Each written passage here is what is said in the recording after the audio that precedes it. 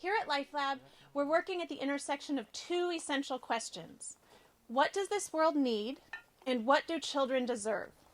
And here's what we believe. We believe that the world needs informed, inspired, creative, and collaborative leaders, ready with the skills and the motivation they need to work for justice and sustainability and healthy communities. And we believe that this garden and those like it all around the world are an ideal space for growing just such leaders. Here at LifeLab, we foster deep knowledge, as you've heard, through hands-on activities. There's a real difference between knowing about something and knowing something. A child could know everything there is to know about carrots, but when she wriggles her first carrot out of the soil here in our garden, and she washes it, and she goes to our kitchen and learns how to chop it up safely and adds it to the collective class soup, and then enjoys that soup with her classmates at lunch, she knows that vegetables are delicious. She knows that the food we eat comes from the earth. And she knows that she's part of a web of life. We also know that people protect what they love. And so we intentionally make time for all of our visitors in this classroom, in this garden classroom, to fall a little more in love with the world around them. But we did ask ourselves a second question. What do children deserve? We believe that children deserve to be intrigued and inspired by exciting curriculum that matters to them.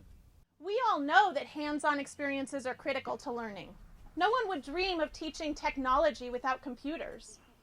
In fact, in many schools today, they're mandating 30 minutes of screen time per student per day. Why on earth, with this understanding, are we trying to teach earth and life science without giving them exposure to earth and life?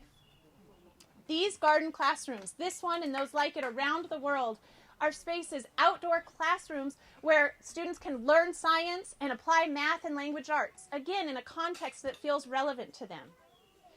And what might happen if we elevated the status of hands-on experiential outdoor learning? What might happen if schools started mandating 30 minutes of dirt time per student per day? This would be time where they could apply what they're learning in the classroom outdoors to the world around them and develop a connection to it. As many of you may be aware, the past 10 years in education have been relatively bleak in our country. Budgets have been slashed, standardized test scores have been elevated as the only important goal, and teachers have been forced to cut science, music, art, PE, field trips, and enrichment programs. And yet, even in this climate, the school garden movement and LifeLab's leadership in it have continued to grow. How is that possible? That's possible because of teachers, parents, and a community of supporters who have tremendous conviction. We are people who have seen a child squeal with delight when a potato comes out of the ground, who have seen youth stand together for something they believe in, and who have said, children deserve this, the world needs this, and we're going to make it happen, whatever it takes. And here's the amazing news. The educational tides are changing dramatically. Mainstream experts in education now are standing up and saying, we need to broaden our focus. We need to take into consideration how we build character, curiosity, creativity, critical thinking. New academic standards being rolled out across the country now emphasize real hands-on learning again. And so the wind is truly at our backs as we fight to reclaim the heart of education.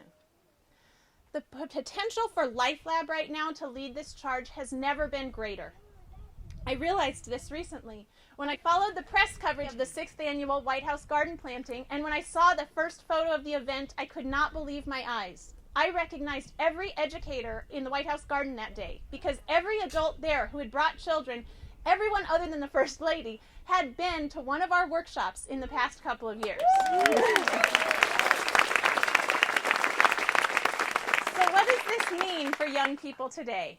This means that children from the largest housing project in Brooklyn to Washington, D.C., to gardens across San Francisco, to even Las Vegas, Nevada, are digging their hands in the soil, building a connection to the natural world, discovering a love of healthy eating that will serve them in being strong and healthy for years to come, and remembering what it's like to love to learn. Thank you.